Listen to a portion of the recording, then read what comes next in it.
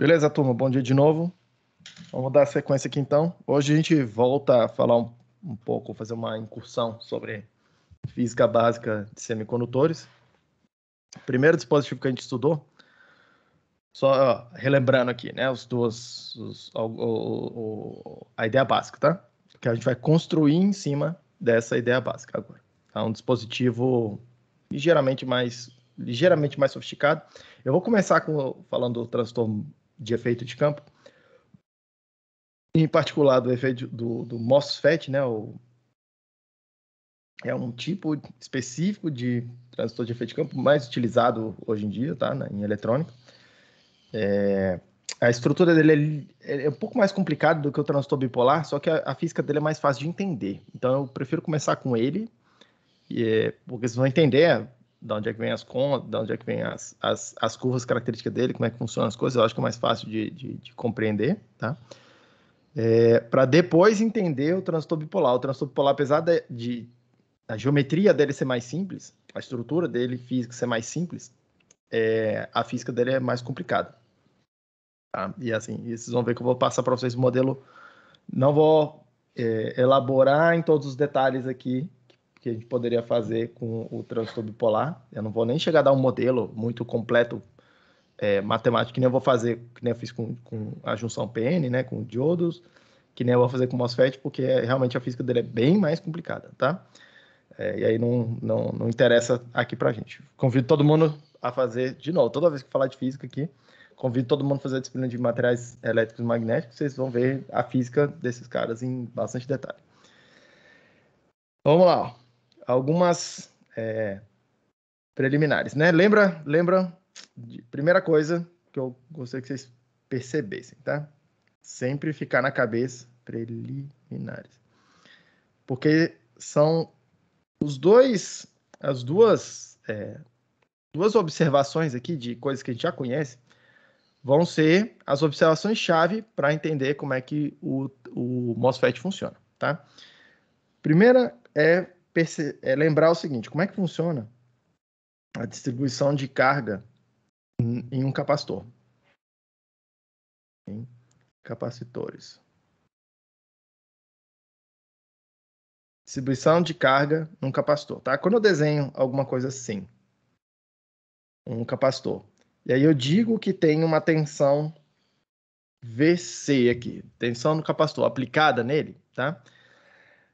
Algo que vocês estudaram lá em eletromagnetismo, estudaram em circuitos elétricos em algum momento, é que se acumulará uma carga elétrica nesse capacitor, tá? E essa carga vai ser C, que é o valor da capacitância do capacitor, vezes a tensão que está aplicada lá no dispositivo, tá? Essa é a própria definição de onde vem a capacitância, inclusive, tá?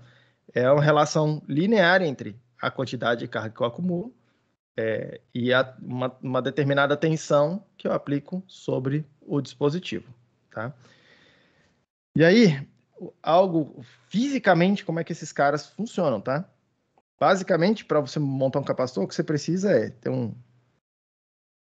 sanduíchezinho. Não precisa ser flat, né? Não precisa ser um plano, tá? Esse negócio pode estar enroladinho, ele pode estar numa geometria muito doida, mas você precisa de 3 elementos, tá?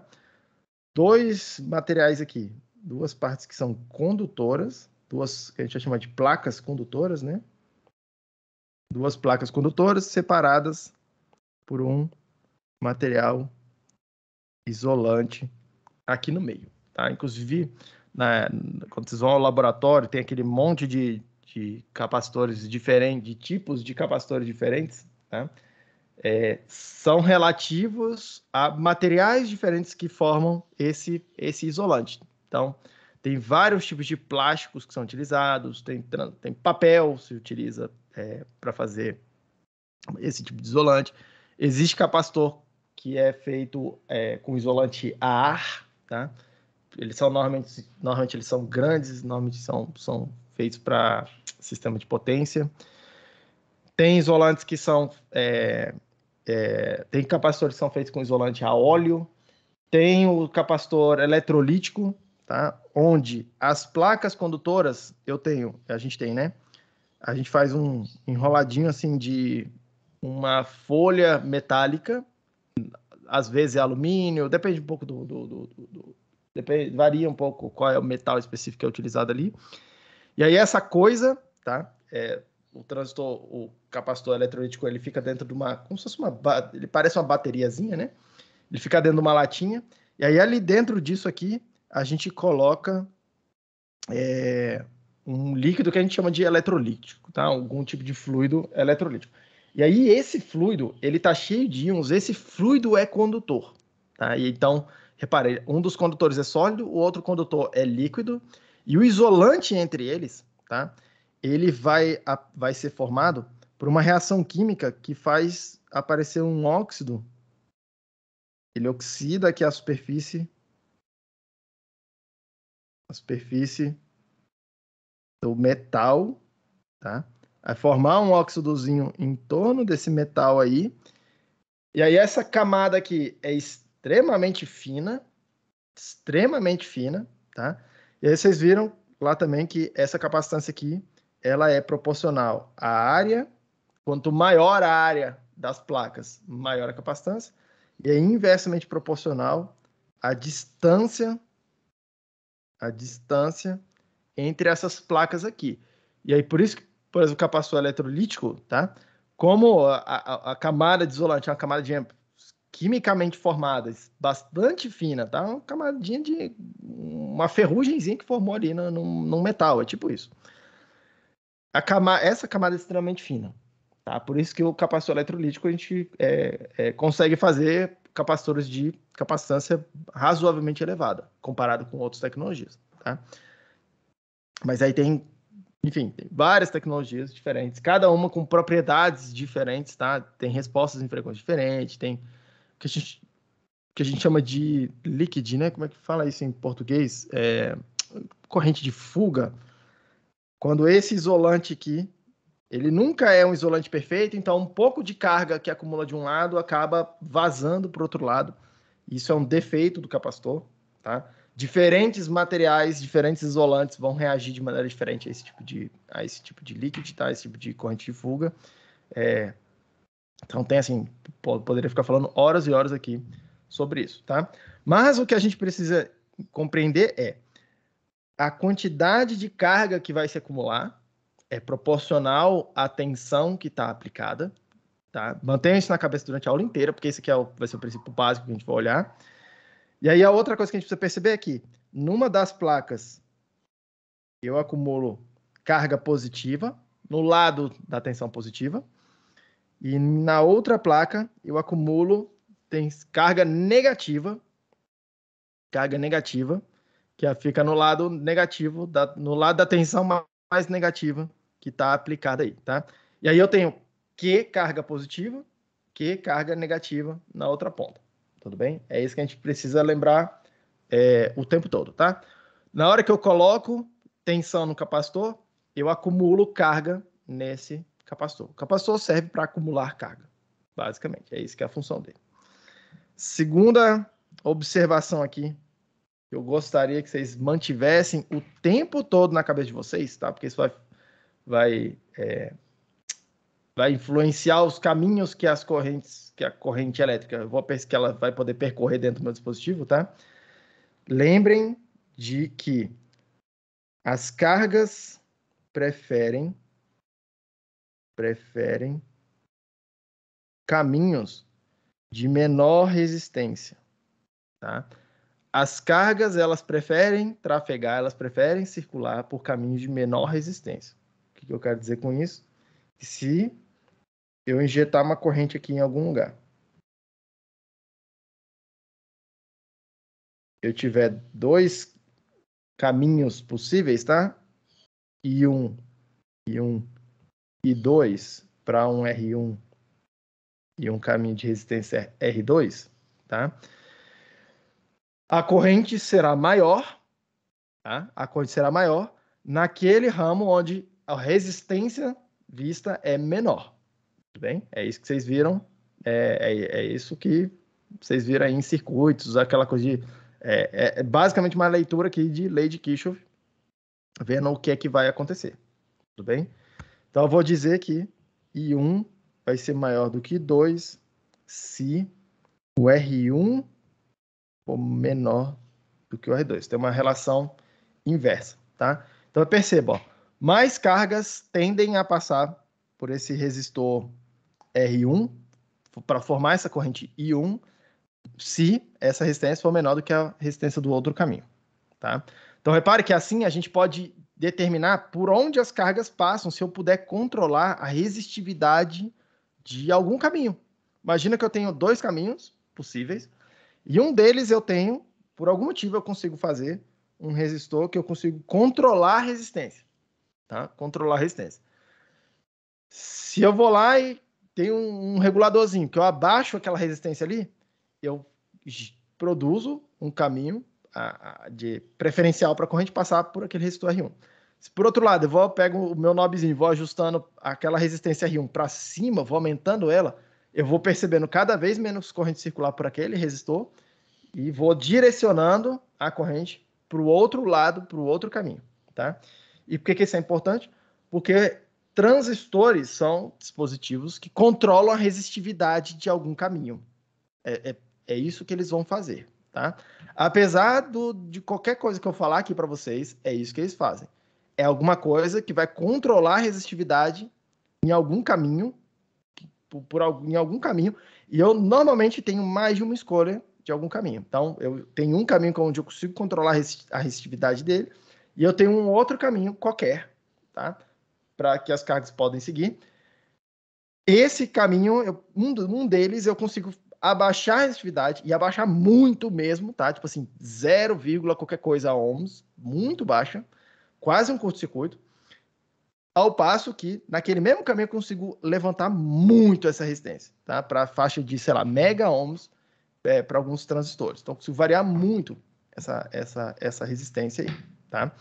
Então, é isso que os transistores fazem. Eles controlam a resistividade de algum caminho. Apesar de que, como eu vou mostrar aqui para vocês, tá? As equações de corrente vão sugerir que em alguns cenários esses caras funcionam como fontes de corrente controladas por tensão, tá? E eu vou mostrar isso para vocês. Mas o que a gente está fazendo nada mais é do que controlar a resistividade de algum caminho, tá? E aí, vamos olhar como é que isso funciona aqui, como é que isso aparece, tá? Beleza. Dito isso, como é que é a cara do transistor MOSFET, a estrutura física dele, como é que é a geometria desse cara, tá? Essa vai ser a única vez que vocês vão ver, fazer o desenho mais ou menos, tá? Tridimensional. Normalmente eu mostro só uma seção transversal da coisa. Então eu vou começar aqui, ó, com um substrato de material tipo P, tem lacunas em excesso com relação aos elétrons, tá? Mas lembrem-se, existem elétrons livres aí, só que eles estão em pouca quantidade, tá? A concentração deles é mais baixa do que a concentração de lacunas por conta da dopagem, produzida aqui por conta da dopagem. Eu vou criar duas regiõezinhas N, duas regiões com dopagem N, tá? Que eu vou chamar de fonte e dreno, já melhoro porque que a gente vai usar esses nomes aqui. Mas vou criar essas outras duas regiões N do lado de cá, e aí eu quero desenhar essa coisa aqui para poder indicar alguns tamanhos, tá? Mas vamos lá. Em cima desse substrato aqui, tá? Eu vou colocar uma camada de material isolante, e aí eu vou desenhar ele assim, todo preenchido. Camada de material isolante.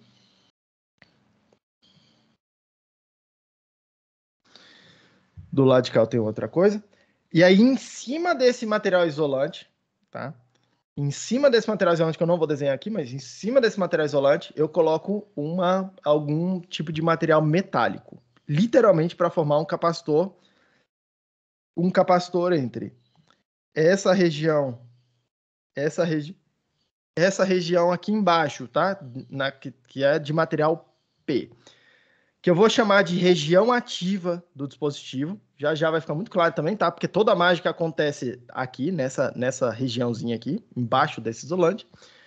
E em cima eu vou colocar um condutor, tá? E aí eu vou formar um capacitor entre esse terminal aqui, que eu vou chamar de G, que eu vou chamar de gate, tá? Vai ser um dos terminais desse cara. Embaixo eu vou chamar de B, de body ou de bulk. A body é o corpo, né? O substrato, onde que essa coisa está montada, tá? É aquela partezinha B. E eu tenho outros dois terminais, dois outros pontos aqui onde são interessantes controlar a tensão, tá?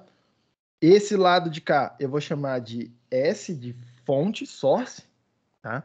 Porque ele vai funcionar como uma fonte de cargas para formar a corrente nesse dispositivo.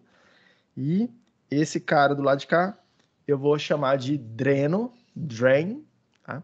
Porque ele vai ser o lugar que vai coletar as cargas que são injetadas pela fonte de cargas, tá? Já já a gente vai ver essa coisa aqui. E muito cuidado, tá? Porque eu vou aqui nesse dispositivo, com essa configuração, a corrente que a gente vai observar vai ser uma corrente de elétrons. E aí lembrem que o elétron, já adiantando a novela aqui, um elétron ele vai ser fornecido por esse terminal S, pela fonte de cargas, tá? Eu vou injetar eles por essa fonte, eles vão ser fornecidos por esse terminal, eles vão atravessar e vão ser coletados pelo terminal do dreno. Dreno é alguma coisa que vai sugar eles, vamos chamar assim, tá? Então, os elétrons eles vão estar vindo numa direção, mas a corrente convencional, corrente de circuito, é a corrente de carga positiva, tá? Então, a corrente elétrica no dispositivo vai vir, corrente positiva, eu vou convencionar que vai sair do dreno e ir para a fonte, tá? Mas guarda isso aqui, que já já a gente vai ver essa coisa acontecendo, tá? Eu vou definir alguns tamanhos aqui, algumas dimensões aqui, porque elas vão influenciar na quantidade de corrente que a gente vai observar. Tá? A geometria dessa coisa aqui é importante. Ela controla, de certa forma, ela controla a corrente. Tá? Eu vou mostrar isso para vocês. E isso é algo que vocês vão perceber que é diferente em relação ao transtorno MOS e em relação ao transtorno bipolar. O transtorno MOS, os parâmetros geométricos vão aparecer nas equações lá da corrente. Tá? O tamanho do dispositivo. No transtorno bipolar, vocês vão ver que não vai aparecer, assim, vai aparecer de maneira mais indireta esse tamanho. Tá? Depende menos do tamanho. E aí, vocês vão ver que essa vai ser a razão, uma das principais razões, tá? De a gente usar transistores MOS. Por quê? A partir do momento que a gente quer fazer os dispositivos menores, a gente quer miniaturizar, fazer essa coisa cada vez menor, para poder enfiar mais transistores no mesmo espaço, tá? Tem várias vantagens de fazer isso, eu vou mostrar algumas para vocês, mas eu vou mostrar aqui. Quando a gente começa a miniaturizar a coisa toda, o que acontece com as correntes? As correntes tendem a diminuir, tá? Tenho menos área, eu tenho menos volume de cargas para poder influenciar o movimento delas. Lembra? Menos cargas tendem a produzir menos corrente, tá? Principalmente naquele mecanismo de deriva, foi isso que a gente estudou. No transistor bipolar, tá? Eu tenho pouco parâmetro para poder compensar essa diminuição de corrente quando eu diminuo o tamanho do dispositivo. Então, meio que na prática, eu acabo tendo um tamanho mínimo que eu consigo chegar ali e eu não consigo passar na prática, tá? Eu não consigo fazer o dispositivo ser muito menor do que um determinado tamanho, porque a corrente fica muito pequena e aí começa a não servir para muita coisa, tá? Ao passo que vocês vão ver aqui no final da aula a equação da corrente dessa coisa aqui. Os parâmetros geométricos eles vão aparecer, tá? Então a gente vai poder compensar de alguma forma.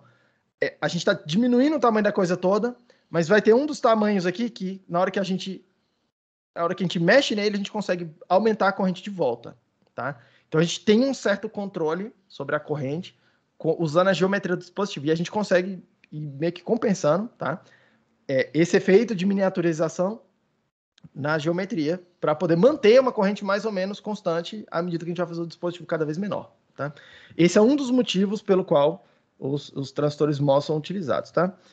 E aí, antes de falar aqui sobre o segundo motivo, deixa eu indicar aqui as dimensões que vão ser importantes para mim, tá? A primeira delas é esse tamanho aqui, que eu vou chamar de L, de comprimento, tá? O length. O comprimento vai ser essa distância entre essas duas regiões de fonte e dreno que eu defini aqui, tá? Essa dimensão aqui, que a gente chama de comprimento da região ativa, vai ser o que a gente define como o comprimento do dispositivo, tá? E esse tamanho aqui, esse L, tá? Esse L aí é o que a gente quer miniaturizar, em geral, tá? Já vai aparecer algumas equações que começam a explicar isso. Mas é esse L aí que a gente tenta caracterizar. A gente quer esse L aí o menor possível, tá? A gente quer tentar miniaturizar nessa direção aí, tudo bem? E esse L é o que a gente acaba chamando de minimum feature, né? Ou characteristic feature. Como é que traduzir isso? Tipo, característica essencial de uma tecnologia, tá? É o número. Quando vocês veem lá, olha só, a Intel lançou uma nova tecnologia e está fabricando chips com tecnologia de 5 nanômetros. 5 nanômetros. Aí você vai olhar lá e falar assim, a Apple lançou um chip não sei o quê com tecnologia de 7 nanômetros. Ou sei lá quem está fabricando usando uma tecnologia um pouco mais antiga de 22 nanômetros, blá, blá, blá. O que eles querem dizer, tá? Esses 22 nanômetros. Isso aqui é o que a gente chama de nó tecnológico. Como a gente se refere, tá? Tecnológico. Ele tem a ver com quanto que é o L mínimo, quanto que é o tamanho mínimo para esse L que um determinado fabricante consegue produzir numa determinada tecnologia, tá? Ele não é exatamente o L mínimo, tá? É um L, seria assim, um tamanho equivalente, porque a geometria hoje que a gente usa do transistor, ela não é mais essa tecnologia planar que eu vou mostrar para vocês, tá?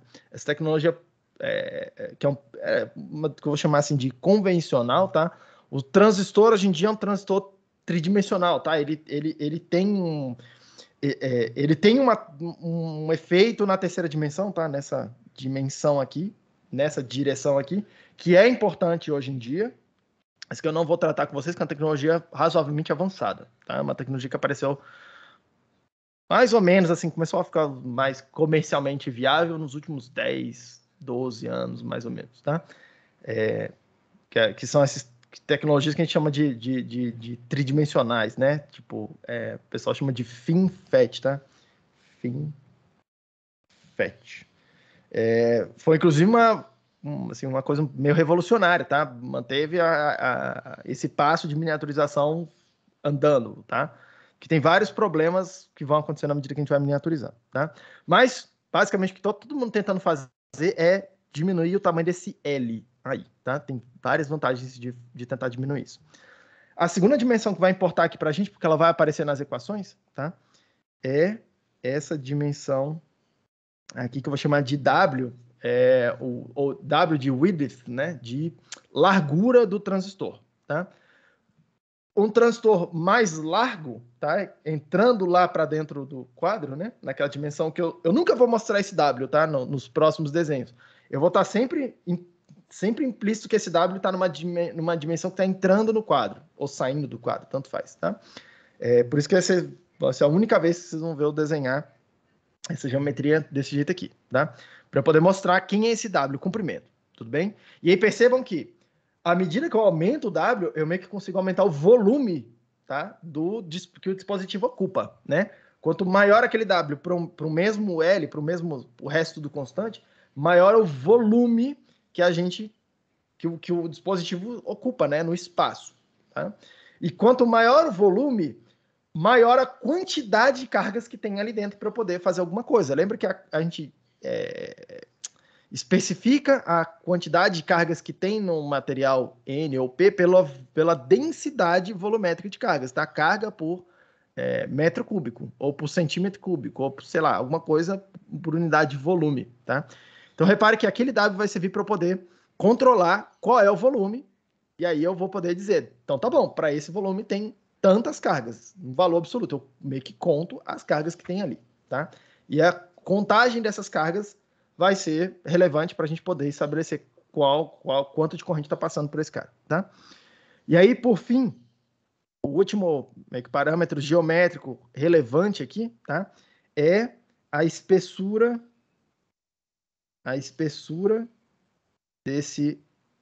dessa camada isolante que tem aqui, que eu vou chamar de TOX, tá? De espessura do óxido. E aí, por que eu vou chamar de TOX, né?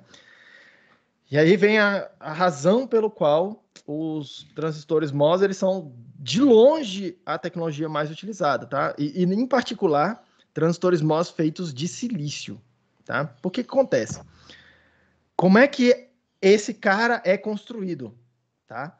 Esse cara aí é construído, a sequência de construção dele, ela é um pouco ao contrário do que a gente pode imaginar, tá? Primeiro que eu faço é começar com um material tipo P. Aí, na primeira etapa de processamento dessa coisa, o que a gente faz aqui é formar a camada isolante. A gente forma a camada isolante em cima dessa coisa todinha aqui, ó. Do material todinho, tá? Tudo.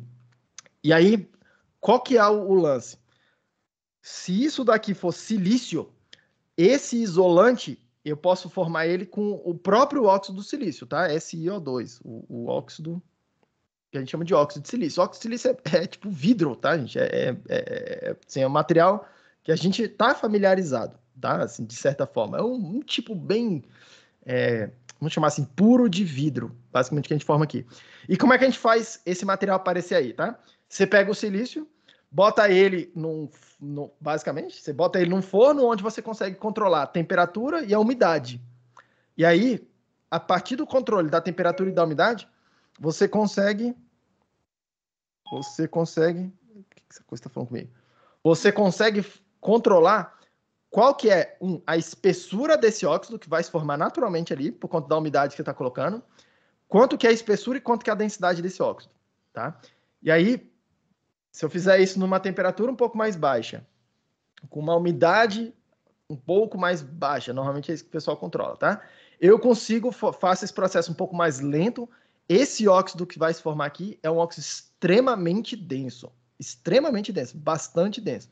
Ao passo que, se eu colocar lá no forno e botar assim, muita umidade e uma temperatura razoavelmente mais alta, esse processo é mais rápido, eu formo um óxido com mais velocidade. Esse óxido, eu consigo ele fazer numa espessura maior, ao passo que ele tem uma densidade menor. Tá? Ele protege menos eletricamente, assim, vamos chamar assim, tá? Mas eu consigo formar um óxido de boa qualidade aqui. E aí o óxido de silício ele tem duas propriedades interessantes aqui, tá? A primeira delas é um ótimo isolante do ponto de vista elétrico, tá? É um ótimo isolante, tá? Ele é tão bom isolante que a gente usa ele para fazer eletrônico aqui dentro. A gente usa ele em sistema de potência para fazer isolantes de altíssima tensão, tá? Vários isolantes, às vezes você vê lá em estações de alta tensão e tal, tem uns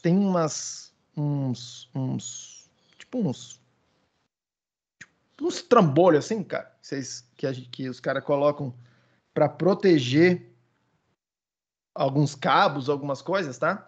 Em alguns pontos de conexão, que ele tem esse formato aí, e você olha ele de longe, ele é meio esverdeado. Esse negócio é feito de vidro, tá? É basicamente o mesmo óxido que a gente está usando ali, tá? É realmente um excelente óxido do ponto de vista, um excelente isolante do ponto de vista elétrico.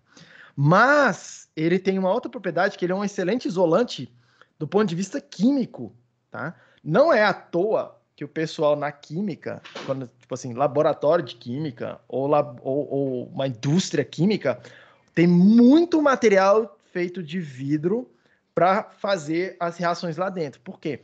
Porque o vidro ele é muito inerte, tá?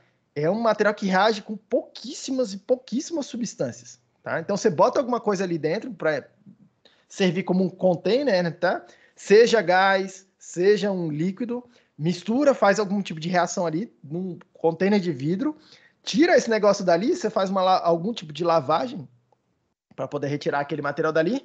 E o vidro tá intacto, parece que nunca foi utilizado, tá? Ele é muito resistente ao ataque químico, então ele protege muito tipo assim, é um material assim, que reage muito pouco, tá?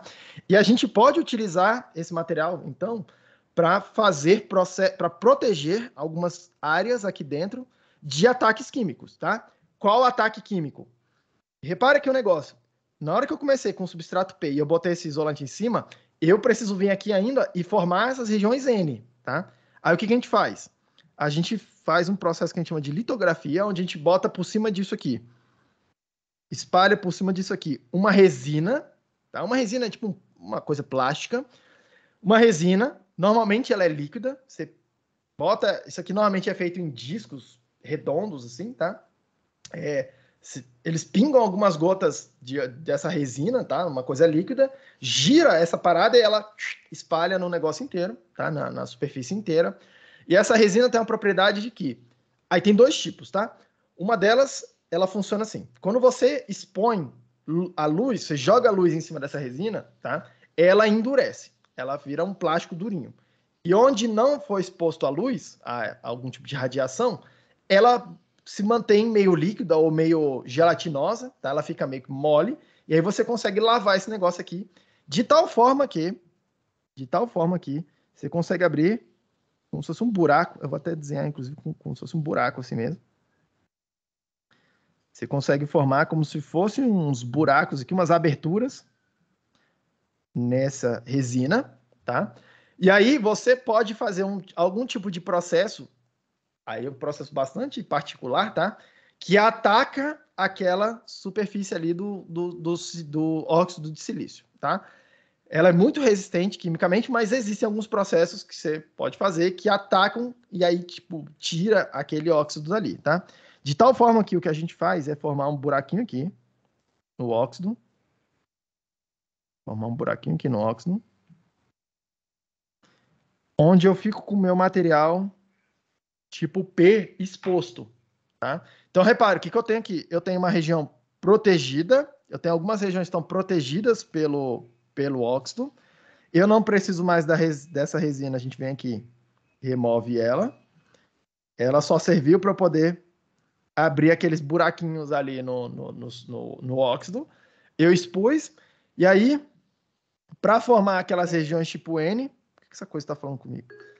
Eu posso vir aqui, injetar, tá? Algum tipo de material, para algum tipo de átomo, algum tipo de íon, para ir formando essas regiões N, tá? Eu realmente vou injetando lá, tem um canhão de cargas que você vai injetando. Forma um gás aqui, acelera elas com campo magnético, e essas cargas vão se acumulando aqui para formar essas regiões tipo N do dispositivo, tá? E aí o que a gente faz depois? Feito esse processo aqui, a gente forma um óxido, que eu vou desenhar ele de amarelinho aqui. A gente forma um óxido, agora aquele óxido que eu vou chamar de denso, né? Forma um óxido em cima dessa coisa toda aqui. Faz o processo litográfico de novo, tá? Para poder expor uma região aqui. Bota um material condutor aqui. Então, alguma coisa que eu vou desenhar de, sei lá, verdinho escuro aqui. Coloca algum material condutor aqui, tá? Esse material condutor, ele, em várias tecnologias, tá? Que eu vou chamar de tradicionais, elas eram feitas, vou chamar, antigamente, tá? Assim, meio que as primeiras tecnologias, eram feitas com metais. Então, você colocava alumínio aqui, fazia um vapor de alumínio, o alumínio ia formando uma camadinha aí em cima para você poder fazer o contato metálico. O problema do alumínio é que o alumínio é um contaminante do silício, então é meio difícil controlar esse processo para não dar muita bagunça. Depois disso, se formou um processo que ficou durante muitos anos, muitos e muitos anos, sendo um processo prioritário, tá? O que a gente fazia? A gente formava, a gente colocava silício aqui também. E aí você pode perguntar, pô, professor, mas o silício não é um semicondutor e você não quer botar um condutor? Sim. Aí o que você faz? Você coloca esse silício aqui e você faz uma dopagem extremamente elevada, tá? Dependendo do nível de dopagem que você faz, dependendo do material que você coloca ali, esse silício começa a se comportar como um material condutor, ele começa a ficar bem condutivo, tá? Porque a gente chama de silício policristalino, tá? A gente chama de policristalino porque ele não consegue formar um cristal, porque esse óxido aqui, ele não é um cristal, tá? É uma coisa amorfa que a gente chama, né? Ele não tem uma estrutura assim, extremamente bem definida, é uma estrutura meio bagunçada, tá? É uma estrutura atômica meio um pouco mais irregular. E aí, quando você tenta construir um cristal em cima disso, esse cristal ele fica como se fossem vários cristalzinhos colados assim um no outro, tá? A gente chama de silício policristalino, tá? Durante muitos anos foi a tecnologia preferida, tá? Hoje em dia, a gente voltou a fazer, em algumas tecnologias dessas aqui mais avançadas, tá? A gente voltou a fazer terminais metálicos aqui em cima, tá? Porque tem a vantagem de, como essa coisa aqui é muito pequena, você realmente precisa de botar materiais que são muito condutores para poder ter poucas perdas aí nas correntes que vão passar por aí, tá? Então, hoje em dia, a gente voltou a usar materiais metálicos, em particular cobre e ouro, para fazer isso aqui. Tá? Em particular, cobre e ouro, mas tem algumas tecnologias que usam alumínio para fazer esse terminal de porta. Tá? E aí, a título de curiosidade também, tá? Hoje em dia, já há uns 10 anos, mais ou menos, tá? As tecnologias, um pouco mais de 10. As tecnologias comerciais, elas não usam mais óxido de silício, tá? Lembra que na aula passada eu comentei com vocês um fenômeno que a gente chama de tunelamento, né? Que era aquela ideia de eu ter uma barreira, eu ter elétrons aqui, num lado do material, eu ter uma barreira de potencial separando uma outra região aqui, menos energética, e por isso meio que os elétrons têm a tendência a querer ir para o lado de lá. E aí, existe uma probabilidade do elétron conseguir atravessar essa barreira, e essa probabilidade será maior quanto mais fina for essa barreira, tá? Isso aqui é um negócio assim completamente doido, tá? Porque ele consegue atravessar barreiras de potencial que, mesmo quando ele tem pouca energia, normalmente ele não atravessaria, tá? É aquela história da montanha-russa, né? O elétron consegue atravessar uma colina maior, mais alta do que a energia potencial de uma montanha-russa que você deu pro carrinho, tá? Repare, isso será maior, esse fenômeno será mais intenso quanto mais fina for a barreira. E aí, quando eu vou miniaturizando essa coisa, eu estou miniaturizando, inclusive, esse Teox. Essa dimensão aqui está ficando mais fina também. Tem que tudo ficar menor, tá? Qual é o problema? Quanto mais fino esse Teox, mais tunelamento acontece, mais corrente eu vou vendo nesse sentido. Que é o que eu vou mostrar para vocês, é a corrente que a gente não quer que aconteça, tá? A gente quer a corrente toda horizontal e não quer nada vertical. A gente quer um capacitor ali em cima, tá? Um capacitor perfeitinho. Como é que o pessoal começou a corrigir esse problema, né? Contornar esse problema? Em vez de usar óxido de silício, tá? Passaram a utilizar outros materiais, porque a capacitância ela é proporcional à área, ela é inversamente proporcional à distância e ela é proporcional à constante dielétrica do material que você usa ali no meio, tá? Então, o que o pessoal olhou e falou? Cara, se eu não posso diminuir a distância, porque a distância independe do material, o tunelamento independe do material, só depende da distância.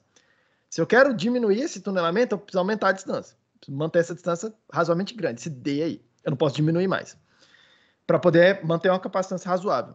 Para poder fazer essa coisa aqui funcionar, diminuindo a área, tá? Porque eu quero miniaturizar, quero área menor, eu preciso aumentar esse epsilon. Eu preciso escolher outro material para botar aí no meio, tá? E aí o pessoal usa, em particular, tem um óxido que chama óxido de hafnium, tá? Se eu não me engano, o símbolo dele, o químico, é HF, hafnium. É um daqueles materiais que a gente chama de terras raras, que fica naquela... se você pegar a tabela periódica, vocês vão lembrar que tem uma... A tabela periódica tem uma cara assim, né? Tem um monte de elementos aí, e aí tem duas posições aqui em algum lugar que elas meio que são expandidas, e tem duas fitinhas aqui, falando assim, olha só, tem outros monte de materiais aqui que ficam nesse meio aqui, tá? E aí a gente mostra elas em separado para a tabela ficar mais bonitinha, organizada, tá? O hafnium é um cara que mora numa dessas linhas aqui, tá? É um do que a gente chama, um material que a gente chama de terra rara, tá? É um bicho bem esquisito, mas ele tem uma vantagem que é ele tem um epsilon bem mais elevado do que o óxido de silício, tá? E ele tem algumas vantagens construtivas lá também. Ele tem alguma resistência química, então você consegue fazer esses processos, porque não adiantaria nada se você bota esse cara lá, mas ele contamina todo, quando você está fazendo o processamento dessa coisa, né? A construção do dispositivo, tá? Mas isso tudo é curiosidade que eu estou falando aqui para vocês, tá? Beleza. Como é que funciona esse troço aí, tá? Vamos dar uma olhada qualitativamente, depois eu vou fazer a análise quantitativa do funcionamento disso, tá? Então vamos lá. Qualitativamente, o que a gente percebe aqui? Desenho grande aqui. Eu tenho material tipo P, material tipo N do lado de cá, material tipo N do lado de cá, tenho meu isolante, e eu tenho esse outro cara aqui. Aqui eu chamei de porta, aqui eu chamei de fonte, aqui eu chamei de dreno, e aqui eu chamei de substrato. Então, olha só, a primeira coisa que eu quero que vocês percebam aqui é o seguinte, eu quero controlar a tensão, inclusive eu vou até deixar esses dois terminais aqui sem conexão por enquanto. Eu vou controlar, eu vou considerar aqui, tá na minha análise, que o substrato, ele tá sempre conectado na tensão de referência, o que nem sempre é verdade, tá? Mas vai servir para vocês entenderem aqui a física dessa coisa, tudo bem? E para todos os efeitos, para o que a gente vai fazer aqui nessa disciplina, todos os circuitos que a gente vai fazer, o corpo estará conectado à referência do circuito, tá? Na tensão mais negativa que eu tiver disponível no circuito. Mas a gente pode colocar outras tensões ali e utilizar isso no projeto. Quem for fazer a disciplina de eletrônica 2, eu uso isso em alguns circuitos para melhorar o desempenho de alguns circuitos, tá? Mas é um papo um pouco mais avançado. Para começo da conversa, vou considerar que ele está sempre no terra e eu vou controlar essa tensão.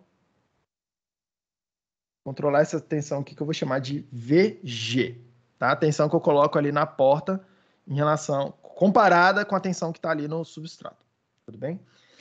Quando eu coloco uma tensão, perceba lá, quando eu coloco a tensão 0 para começar, o que está acontecendo, tá? 0 quer dizer que eu não estou acumulando nenhuma carga nesse capacitor, nenhuma carga está acumulada aqui, Q é igual a C vezes V, se o V é 0, não estou acumulando carga, tá? No terminal de cima. O que está acontecendo na parte de baixo, tá? Olha só o negócio aqui. Eu tenho uma junção PN do lado de cá, uma junção PN do lado de cá. Junção PN forma região de depressão. Lembra que a gente viu, né?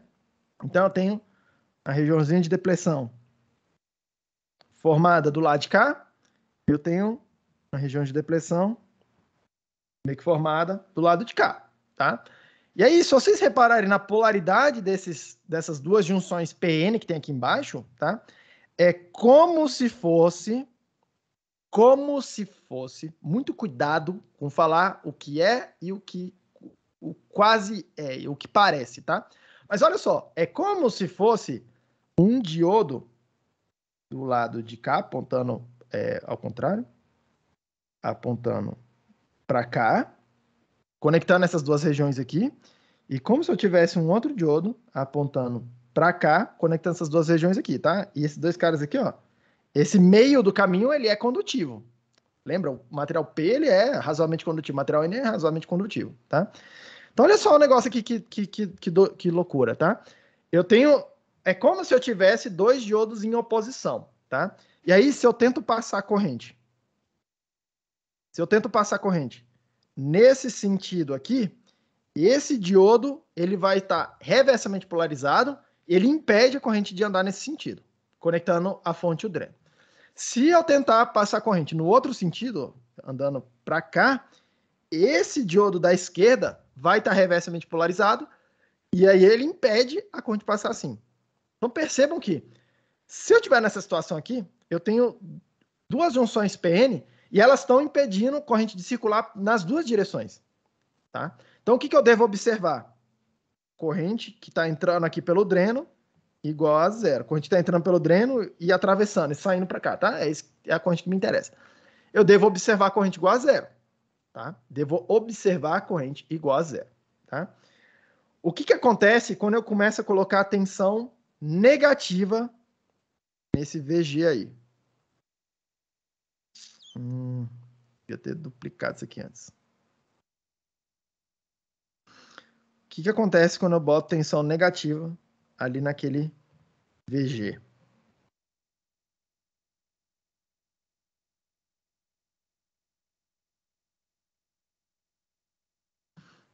Então, estou com tensão negativa, mais menos. Eu estou colocando alguma coisa aqui que vai ser menos VG, tá? Tensão negativa, no substrato tá, em relação ao substrato tá zero. Ora, o que eu estou fazendo? Eu estou pegando um capacitor, tá? Esse capacitor que vocês estão vendo aqui, acumulando carga negativa do lado de cá e tentando acumular carga positiva do lado de cá, para poder compensar aquela carga negativa que acumulou do lado de lá, tá? E aí o que está acontecendo? Aquela região que é P, ela está ficando mais P, mais carga positiva está se acumulando do lado de lá. Então a coisa que era P fica mais P ainda, tá?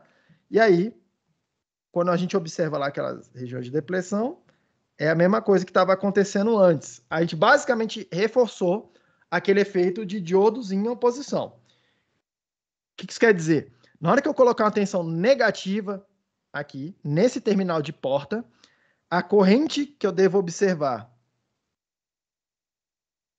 circulando para cá deve ser uma corrente, provavelmente essa é uma corrente igual a zero, como eu tinha ali na outra situação também. Tudo bem? Provavelmente eu vou ver uma corrente igual a zero. Tudo bem? Porque olha só, os caminhos, eu só tenho um caminho para tentar percorrer, sempre vai ter uma junção reversamente polarizada, quando eu estou com aquela tensão negativa ali, e aí eu não consigo observar nenhuma corrente do lado de lá, tá? Ao contrário, o que acontece se eu fizer um VG positivo? E aí aqui é onde a coisa começa a ficar mais interessante. Quando eu tenho um VG positivo, e aí vamos considerar que esse VG é uma tensão positiva, mas é uma tensão baixa ainda, tá? Já vou... Vamos ver o que eu vou definir como uma tensão baixa aqui. A gente vai definir isso um pouco mais precisamente. Mas agora eu estou colocando uma tensão VG maior do que zero, mas uma tensão pequena, uma tensão baixa, tá? Olha só o que está acontecendo. Eu estou colocando tensão positiva num lado do capacitor, então estou acumulando aqui agora carga mais do lado de cá. E eu preciso acumular alguma carga negativa embaixo do capacitor para compensar essa carga aqui. Tá? Eu preciso acumular a carga negativa. Pensem eletrostática mesmo, tá? Porque é mais ou menos o que acontece. O que tem aqui embaixo? Ó? O que tem aqui embaixo? Tem lacunas livres, é o que mais tem, são cargas positivas móveis. Tem cargas negativas móveis, tem elétrons livres, que tem pouca quantidade, tá? E tem os íons da rede cristalina, tá? Tem as cargas que ficam fixas aí nessa coisa. Repare que eu tenho um monte de carga positiva, pensa eletrostática. A carga positiva tende a repelir as outras cargas positivas e tende a atrair cargas negativas, certo? Só que tem muito mais carga positiva para ser repelida do que tem carga negativa para ser atraída, tá? E aí, de fato, quando a gente faz a conta, o balanço energético da parada toda, o que a gente observa quando essa tensão aqui está baixa, tá? É que o efeito de repelir essas cargas positivas é muito grande. E aí a gente começa a acumular carga negativa fixa do lado de cá. A gente vai expondo aqueles íons da rede, tá? E aí a gente começa a formar uma camadinha do lado de cá, ó, que é uma região de depressão também. Por quê? Reparem que, apesar dela ser negativa, ela é formada majoritariamente por cargas não móveis, por cargas fixas. E essas regiões de cargas, tá, acumuladas, mais cargas fixas, a gente dá o nome de região de depressão, tá? O fato dessas cargas serem fixas, olha o que está acontecendo, tá? Eu começo a ter um caminho que seria esse caminho por aqui e um outro caminho que é por aqui, ó, passando pelas junções PN, tá? E um outro caminho que é tudo N, se vocês forem observar. O que está acontecendo? Aquele caminho de baixo ali que passa pelas junções, tá? É o que sempre vai encontrar um caminho de alta resistência, alta resistividade, porque sempre tem uma junção PN lá impedindo essa coisa. Então, um caminho de alta resistividade. O outro caminho, aqui nesse caso, também é um caminho de alta resistividade. Por quê? Porque apesar de ser tudo N no caminho que a coisa está passando aí, tá? As cargas estão tentando passar, o meio é de cargas fixas. E as cargas fixas não são não são boas condutoras, tá? A densidade de cargas ali está baixa, tudo bem? Então a corrente que a gente deve começar a observar aqui deve ser uma corrente baixa, tá? Ao passo que, à medida que eu vou aumentando essa tensão VG, começa a acontecer um outro fenômeno aqui, que é o seguinte.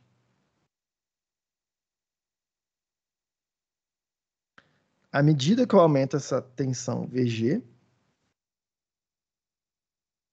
mais, menos, VG maior do que zero. À medida que eu vou aumentando esse VG, tá?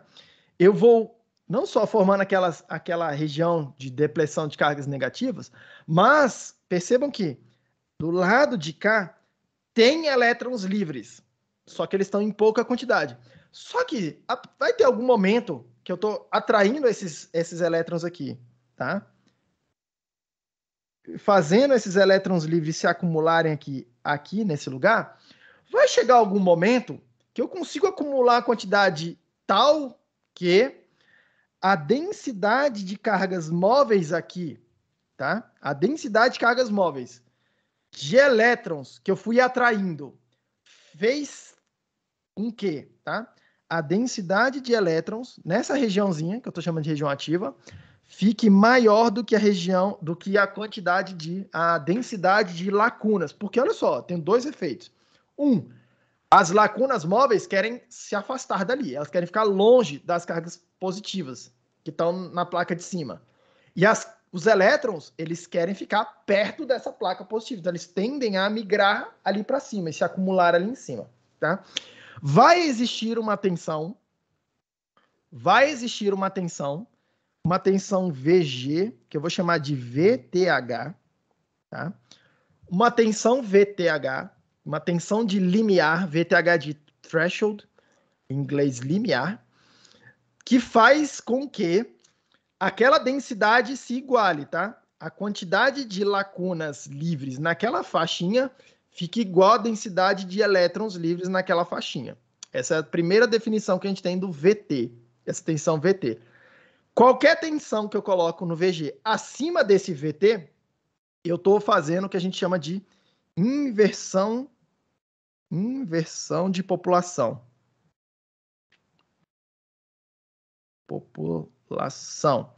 Eu estou pegando uma região que era uma região P e transformando ela numa região N.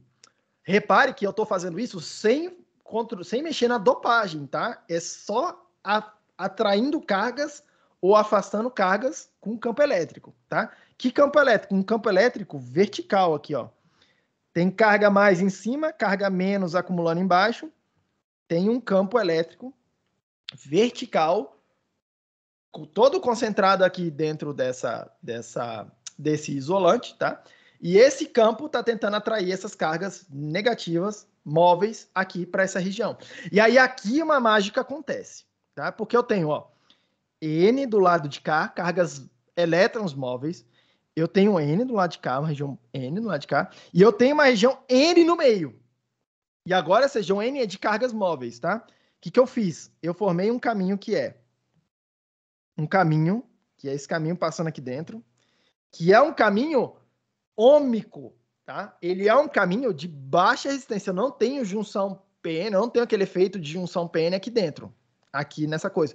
Eu formei uma espécie de um túnel por onde as cargas conseguem atravessar e elas percebem um caminho de baixa resistividade, tá?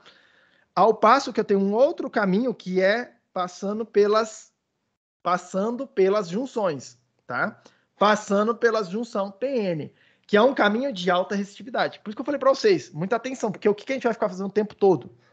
Tenho sempre dois caminhos, tá? Um deles, que é esse caminho de cima, que é onde eu formei esse túnel, onde eu formei esse canal, que é o nome técnico que a gente vai dar para essa conexão entre esses dois terminais aí. Um caminho que a gente consegue controlar a resistividade com o campo elétrico, e um outro caminho que a gente não tem muito controle sobre a resistividade, é o caminho lá passando pelas junções, tá? E aí, tem alguma tensão que eu coloco que acumula essas cargas, e aí na hora que forma esse túnelzinho, tá? Que eu vou chamar de canal, tá? Canal aqui dentro, a resistividade, esse caminho começa a formar um caminho de baixa resistividade, tá? E essa resistividade será mais baixa quanto maior for essa tensão que eu aplicar do lado de cá, tá? A resistividade será menor quanto maior for a tensão que eu aplicar do lado de cá. Isso quer dizer o seguinte, para uma mesma tensão aplicada aqui, ó, mais, menos, para uma mesma tensão aplicada horizontalmente, quanto maior a tensão VG, mais cargas eu estou vendo. Lembra que o mecanismo de condução por deriva, que é esse aqui, ó, com os campos elétricos controlando o movimento das cargas, a corrente aumenta quando eu aumento a densidade de cargas. Eu não preciso aumentar o campo, tá? Então, para o mesmo campo horizontal, que eu controlando a tensão do dreno e da fonte, tá? Para o mesmo campo, na hora que eu aumento a tensão VG, eu acumulo mais cargas, essa coisa fica mais condutiva, a corrente aumenta, tem mais cargas disponíveis para conduzir, tá? Então eu consigo, de certa forma, controlar uma corrente uma determinada direção, usando um campo, uma tensão em outra direção, tá? Usando um campo em outra direção. E esse aqui é o comportamento qualitativo dessa coisa, tá? Então, se eu fosse fazer um gráfico aqui, o que eu deveria ver em algum momento, tá? Eu aumentando aqui, ó, tensão VG, a gente vai melhorar esses nomes. A corrente que eu vou chamar aqui de ID, a corrente que está entrando pelo dreno, a corrente está entrando aqui pelo dreno e atravessando o dispositivo para sair lá do outro lado, tá? Eu deveria ver abaixo de uma tensão de limiar, eu deveria ver a corrente zero ou perto de zero, tá? Que vai ser uma região que a gente vai chamar de condição de corte, tá cortado, o dispositivo está funcionando como se fosse uma chave aberta, ao passo que, a partir dessa tensão VT, eu deveria ver minha corrente aumentar. Como que ela aumenta? Se é linear, se é exponencial, se é alguma outra curva, a gente vai calcular. Mas eu deveria ver a minha corrente aumentar a partir daqui, tá? Eu vou mostrar para vocês que nesse dispositivo, essa corrente aumenta de maneira quadrática com essa tensão, tá? Mas é isso que eu deveria observar. Aumentando essa tensão VG, eu deveria ver a corrente aumentar. Tudo bem? E percebam que, olha só o que está acontecendo, tá? Eu quero, antes de fazer a conta até aqui para vocês. Isso daqui vai ser muito parecido com o que uma torneira faz. Uma torneira, literalmente, uma válvula que a gente controla a água, tá? Lembra que o diodo, ele parece com uma válvulazinha que deixa a água passar, por exemplo, assim, a água passa numa direção e ela meio que abre um caminho para um fluido passar. Mas quando o fluido tenta passar na outra direção, ele fecha uma coisinha assim, tá? E não deixa a água voltar. Me olha na câmera ali. Não deixa a água voltar, tá? É uma coisa que deixa passar assim. Tem outros tipos de válvula que a gente usa, tá? Por exemplo, uma torneira que a gente usa, tem na casa aqui de todo mundo, tá? O que está acontecendo? Eu tenho um cano, eu tenho água chegando num lado do cano com uma determinada pressão, e eu tenho, assim, alguma coisa empurrando a água para dentro desse cano para ele sair do lado de cá, tá?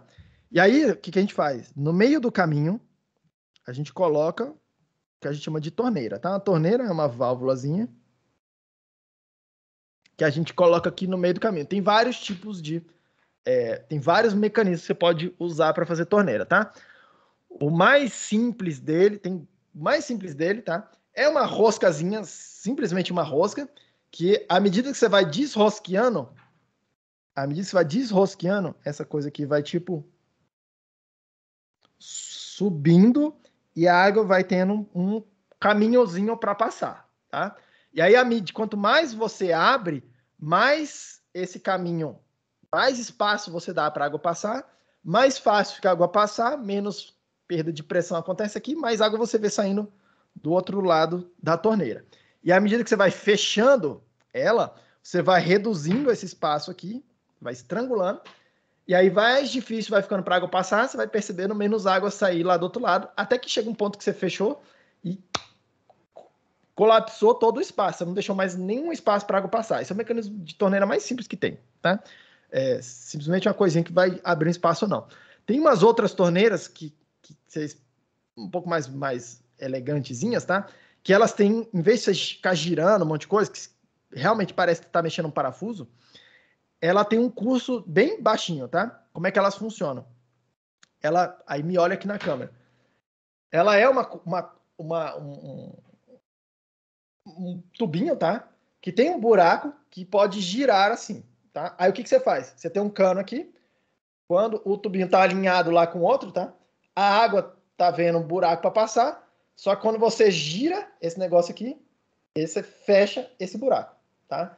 E aí quando você gira pouquinho, você forma algum espacinho para água atravessar esse negócio aqui. É como se fosse o seu cano tá vindo aqui, o seu cano tá vindo aqui, e aí você tem uma pecinha, tá?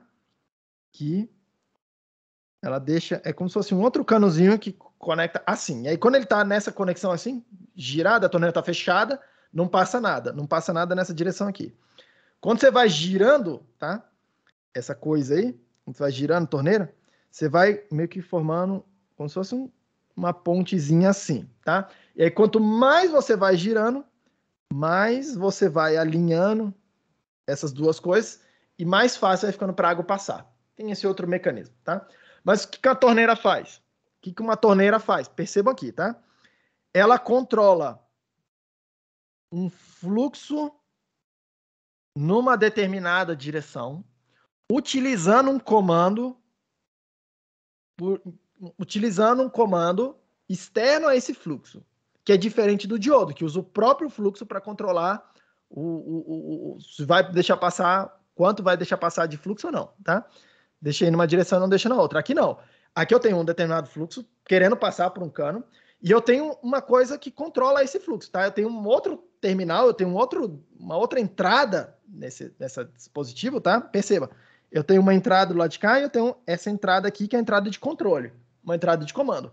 Onde eu faço alguma coisa, no caso aqui, uma entrada mecânica, tá? Eu giro alguma coisa e o ângulo que eu coloco aqui nessa entrada que é a torneira, tá? Que a gente chama de torneira, o manetezinho da torneira, controla se vai sair mais, se vai passar mais fluxo por esse caminho ou menos fluxo.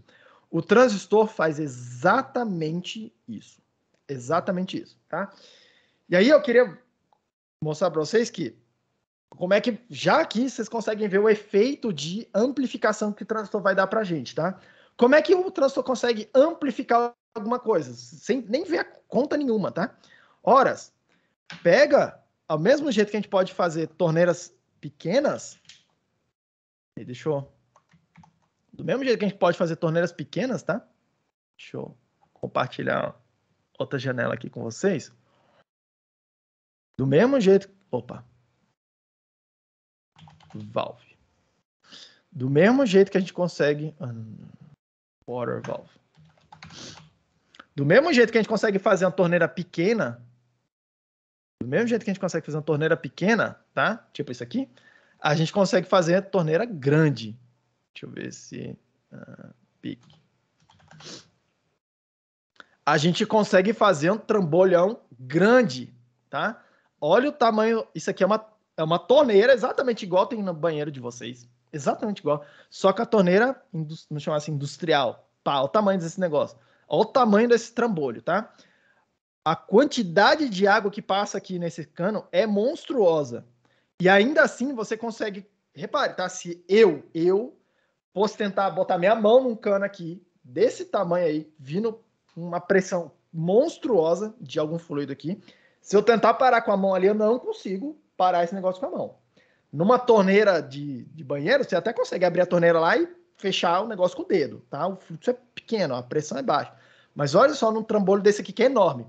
E aqui, eu sozinho, girando uma válvulazinha, tá? Girando alguma coisa, consigo multiplicar, como se fosse o efeito de multiplicar a minha força de controlar essa água. Então, o que acontece? Eu, com um sinal razoavelmente fraquinho aqui, com pouca força, girando o manetezinho de uma torneira enorme dessa daqui, consigo controlar, lá dentro do cano, um volume gigantesco de água, tá? Ou de líquido, ou de óleo, o que quer de gás, o que esteja passando ali, tá? Esse vai ser o efeito multiplicador que a gente vai perceber no transistor para fazer amplificador. Eu vou pegar um sinal fraquinho, por exemplo, a minha voz aqui passando pelo microfone, tá? E aí eu vou usar esse sinal para controlar uma corrente grandona que está passando em algum outro lugar no transistor, tá? Pensa um montão de água passando ali dentro do cano, e aí eu uso um sinal fraco, eu aqui tentando mexer no cano, uma pessoa fraca, vamos chamar assim, tá? Tentando controlar um fluxo muito grande, tudo bem? É isso que vai dar o efeito, entre aspas, multiplicativo do transistor para a gente fazer os amplificadores, tá?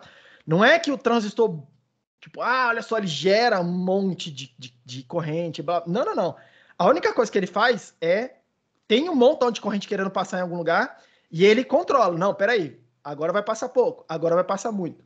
Como? Controlando a resistividade de um caminho. Ele funciona como uma torneira, tá? Literalmente como uma torneira. Tudo bem? Vamos começar a fazer a conta aqui. Eu espero que eu consiga terminar, tá? Eu tenho 15 minutos, vou tentar fazer minha mágica aqui. Deixa eu voltar minha tela. Cadê? Share. Quadro. Então vamos calcular quanto é que vai ser essa corrente aqui para a gente ver. Porque no final das contas, em engenharia, a gente precisa fazer alguma conta, né? Preciso saber quantitativamente, até para poder projetar essa coisa aqui. Escolher os caras, controlar certinho a corrente, saber quanto que é o ganho do trânsito do dispositivo, alguma coisa assim, tá? Um amplificador e por aí vai. Então vamos lá. Vamos lá. Lembra que, tá? Lembra que no capacitor, e lembre-se que a gente tem um capacitor, deixa eu até desenhar ele aqui. Desenhar ele pequenininho aqui, ó. Tem um capacitor MOS aqui. Lembra que, tá? Num capacitor, e aí o capacitor que eu estou me referindo nessa estrutura aqui em cima, tá? I é igual a dQ, não só um capacitor, tá? Qualquer coisa. I é igual a dQ dV, tá? O que quer dizer isso aqui? A corrente depende da quantidade de cargas que eu tenho para acelerar e depende da velocidade dessas cargas, tá? Depende da densidade de cargas e da velocidade dessas cargas. Eu vou tentar o tempo todo aqui e colocando de laranjado as unidades de cada coisa para vocês verem que a conta está encaixando, tá? Tipo assim, eu vou fazer isso porque isso me ajuda a entender que a conta está andando meio que certa, tá? Tipo assim, apesar, pode ser, às vezes eu olho e falo assim, cara, eu não tô entendendo essa equação aqui, mas eu tô vendo que ela tá toda encaixadinha, assim, as pecinhas são todas encaixadas, tá? Eu não tô bagunçando a física, tentando comparar bananas com laranjas, tudo bem? Vamos lá, ó. Densidade de cargas, tá? Densidade de cargas, a unidade vai ser Coulomb por metro e a velocidade vai ser metro por segundo. E aí percebam que metro vai cortar com metro, eu vou ficar com Coulomb por segundo, que é exatamente a unidade de corrente elétrica, tá? Quanta carga atravessa uma determinada região por unidade de tempo. É um fluxo no tempo, tá? Fluxo de cargas no tempo, tá? Então repare que encaixe direitinho, ó. Densidade linear de cargas vezes a velocidade. Eu posso entender a corrente como sendo dessa forma aí, tá? Ainda. Então repare, tá? Para calcular a corrente que vai atravessar aqui, eu preciso calcular quanto tem de carga e calcular a velocidade dessas cargas. Eu preciso calcular essas duas componentes. A carga, de onde é que vai vir? A carga é a carga que está acumulando um capacitor. Tá? A carga é a carga que está acumulando um capacitor. Q é igual a C vezes V maiúsculo, que é de tensão, tudo bem? Q é igual a C vezes V, tá? A carga está em Coulomb, a tensão está em volts. Cuidado para não confundir tensão com a velocidade ali, o V minúsculo. E a unidade aqui do C, tá? Que a gente chama de Farad, ela é Coulomb por volt. É o Farad, tá? Repare que do lado de cá, ó, a gente está tratando de densidade de carga, tá? Então eu vou dividir dos dois lados da equação por metro, para eu poder ficar com densidade de cargas do lado de cá, Coulomb por metro, tá? E aí eu preciso escolher se eu vou onde que eu vou colocar ali o dividido, tá? Porque eu posso dividir a capacitância por esse metro aí, por uma unidade de distância, ou a tensão por unidade de distância, tá? Tensão por unidade de distância te dá o campo, te dá a intensidade de campo que está aplicado ali dentro, tá? Não é assim exatamente ruim, não é exatamente esquisito fazer isso, tá? Mas, usualmente, aí é o que a conta vai ficar toda encaixadinha, funciona melhor se a gente usar uma unidade de capacitância por metro, tá? O que a gente vai chamar de densidade de capacitância, tá? E aí eu vou reescrever essa coisa assim, tá? Para ficar um pouco mais preciso. Eu vou utilizar o dQ, que é Coulomb por metro, vai ser um dC, vou chamar aqui de dC, tá? Densidade de capacitância, capacitância dividido por uma unidade de distância, vezes a tensão. E aí eu tô com, do lado de cá eu tenho Coulomb por metro, do lado de cá eu tenho Farad por metro, e do lado de cá eu tenho volts, tá? Unidade de tensão, tudo bem? Vamos lá. O que mais que eu preciso aqui? Então, vamos lá. Em particular, quanto que é essa unidade de capacitância, tá? Porque eu conheço minha geometria, tudo bem? A capacitância lá num capacitor vai ser C, vai ser epsilon vezes a área dividido pela distância entre elas, tá? Dividido entre a distância entre elas. E aí isso aqui vai ficar, ó, epsilon vai ser, quanto que é a área?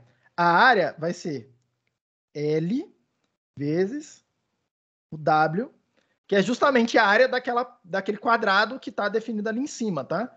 L nessa direção aqui, W na direção que está entrando no quadro. É a área daquele capacitor, tá? Então vai ficar aqui, ó, W vezes L. Do lado de cá vai ficar dividido por D, a distância a gente chamou de Tox. É a espessura do óxido, tá? Que tem ali em cima, tudo bem? E aí, repare que eu preciso de... Normalmente, tá? A gente parametriza em termos das constantes, tá? Repare que esse epsilon só depende do material que eu escolher. O Tox, normalmente a gente define um Tox e eu, projetista de circuito, não vou ter controle. Só quem fabrica já escolhe quanto que é o Tox e ele vai ser, para todos os efeitos, uma constante da tecnologia. Mas o WL, eu, projetista de circuito, eu que escolho quanto que é o tamanho dos transistores que eu vou usar, tá? Então, é bastante comum vocês verem uma outra expressão aqui, que eu chamo de COX, tá? Que é C, esse C aqui que a gente está calculando, dividido por W vezes L, que fica só o epsilon dividido por Tox, tá? E aí eu vou chamar esse cara aqui, ó, de densidade de capacitância. Só que perceba que essa densidade aqui, ela se refere a uma área e não uma densidade linear, que nem a gente está precisando encaixar aqui, tá? Aqui eu preciso de Farad por metro. Do lado de cá eu tô com esse COX aqui, eu tô com Farad por metro quadrado, tá? Tô dividindo por metro vezes metro, tudo bem? Então, cuidado com essa coisa aí, tá? Cuidado com essa coisa aí, porque a gente vai, na hora que a gente precisar encaixar todo mundo, eu vou precisar multiplicar por uma unidade de distância, ou W ou L, para poder encaixar as unidades, tá? Encaixar as unidades. Mas guarda essa outra componente aqui. Outra coisa que a gente viu é em relação agora à velocidade, tá? Isso aí vai me permitir calcular. Ó. Eu preciso da densidade de cargas. A densidade de cargas, para calcular, eu preciso da densidade de capacitância e preciso saber a tensão. A tensão eu escolho externamente, tá? Eu vou parametrizar em termos dessa tensão. Eu preciso saber quanto que é a densidade de capacitância. A densidade de capacitância depende da geometria da coisa, tá? Então, guarda essas informações aqui, porque isso aqui e isso aqui a gente vai usar para plugar aqui, ó, tá? Eu preciso calcular a velocidade também. O mecanismo aqui é o mecanismo de deriva. Eu boto tensão, eu boto a tensão aqui, né? Ó, mais, menos, do lado de cá, forma um campo elétrico horizontal, que vai acelerar essas cargas para elas atravessarem essa região aí, que é a região ativa que me interessa ali. Então, é mecanismo de deriva. Tá? Na deriva, a gente viu que a velocidade vai ser, lá atrás, tá? Menos a mobilidade vezes o campo, já pensando que é elétrons, tá? Já pensando que é a corrente de elétrons. Esse menos é para já compensar. Os elétrons estão indo para um lado, mas a corrente de circuito, que é a que me interessa, está indo para o outro lado, tá? Seria uma corrente de cargas positivas, já esse menos já está para consertar essa diferença aí que a gente viu lá atrás. Vamos lá. Menos μn. O campo, tá? O campo, se lembrar lá de eletromagnetismo, o campo é o gradiente de potencial. Você pode pensar ele como um gradiente de potencial, tá?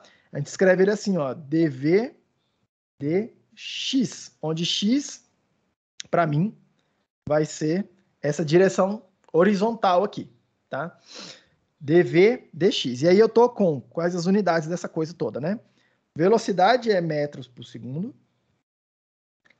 dV dx, a unidade disso aqui é volt por metro, tá? É a unidade de campo. E aí do lado de cá, a mobilidade para você encaixar todo mundo aqui tem que ser, tá? Metro quadrado dividido por volt segundo. Essa é a unidade da mobilidade, tá? Que é parecida com uma unidade de massa, tá? Não vou nem mostrar aqui para vocês como é que chega nessa coisa, mas é parecida, querendo ou não, tá? Por uma unidade de massa, tá? Lembra que metro por segundo tem a ver com velocidade, tá? Metro por segundo ao quadrado tem a ver com aceleração, então você pode fazer uns ajustes aqui nessa coisa aqui, para falar assim, olha só, essa parada aqui parece uma massa, tudo bem? Mas essa daqui vai ser a equação da velocidade. Cadê a próxima página, tá? Vamos juntar tudo. Então, vamos juntar tudo, tá? E aí eu tô ficando com... Juntar tudo que eu digo agora eu vou substituir aqui, ó, o dq por essa expressão. O dc que veio aqui, eu vou usar essa expressão que está aqui. E a velocidade que está aqui, eu vou usar essa expressão. Então, vamos lá. Acompanha comigo aqui. E eu vou escrever assim, ó. E na posição x, tá? Porque essa corrente, vocês vão perceber que ela depende da posição que eu estou tratando. Afinal, olha aqui, ó, tem uma derivada em relação à posição x, tá? E aí isso vai dar origem a uma equação diferencial que tem que ser resolvida, mas é uma equação diferencial simples, tá? A gente vai fazer uma integração simples. E de x vai ficar. Então vamos lá. O dq vai ser Cox vezes o W. E aí lembra lá, ó, Cox é Farad por metro quadrado, eu preciso multiplicar por alguma dimensão que seja ou L ou W, eu preciso meio que escolher, só tem esses dois, tá? Eu vou multiplicar pelo W, por quê? Porque o L eu vou considerar depois na hora de fazer a integral para resolver o X. O L está na mesma direção do X, tá? E aí, como eu vou fazer uma integral para resolver a equação diferencial nessa direção X, eu já vou considerar esse L. Então, eu vou, aqui nesse lugar, multiplicar pelo W, porque senão eu estaria considerando o L duas vezes, tá? Aqui e na hora de fazer a integral, e eu estaria desprezando aquela informação do W. Então, eu vou usar o W para encaixar aqui, tá? Vezes a tensão que eu estou vendo. A tensão que eu estou percebendo, tá? Muita atenção aqui agora, porque a tensão que eu estou percebendo vai ser... A tensão que eu estou percebendo aqui vai ser uma tensão que eu vou chamar de VGS, é a tensão de controle, tá? Cadê ela? Tá aqui, ó. blá, blá, blá. Essa tensão aqui, ó, que é a tensão que aparece em cima do capacitor, tá? Eu vou considerar, deixa eu desenhar aqui, a situação onde eu tenho, tá? O terminal da fonte conectado na referência, o terminal do substrato conectado na referência, e aí eu tenho o VG, que eu chamei lá de VG. Percebam que é a tensão, eu posso perceber que é exatamente igual a diferença de tensão que tem entre esse terminal e o terminal da fonte. E aí eu vou chamar essa diferença de potencial de VGS, tá? E aí essa é a tensão que me interessa. Ao passo que do lado de cá, quando eu conecto uma tensão que eu vou chamar de VD, e ela vai ser importante para a gente fazer integral, tá?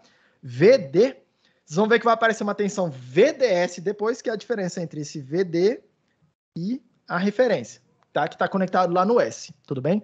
Porque quando a gente faz isso, a gente já trata do caso de o que acontece quando a fonte está conectada numa tensão diferente de zero, tá? Mas mantenha aqui comigo. Então vamos lá. Quanto que é a tensão que está em cima desse capacitor? Vai ser VG, VGS, que eu estou chamando de VGS, a tensão VG que eu estou aplicando, menos, muita atenção, menos a tensão de limiar, que eu vou descontar, porque abaixo dessa tensão de limiar não tem carga acumulada para formar o capacitor que me interessa aqui, ó, tá? Aquele canal. Então eu vou descontar essa tensão VTH para falar assim, quanto que é a tensão líquida que o capacitor está vendo, porque abaixo dessa tensão VT é como se eu não tivesse o capacitor, tá? Com menos do que VT, eu não tenho aquele capacitor, porque eu não formei o canalzinho condutivo na placa de baixo. Eu não tenho a placa de baixo do capacitor, então eu não tenho capacitor. Então eu preciso do VGS acima dessa tensão VT. Então eu vou descontar, porque o que o capacitor está vendo é, de um lado, VGS, mas a tensão líquida que ele está percebendo é VGS menos VT. E eu vou descontar aqui uma tensão VX, tá? Que é uma componente que eu desconheço quanto que é, mas eu sei que, percebam, tá?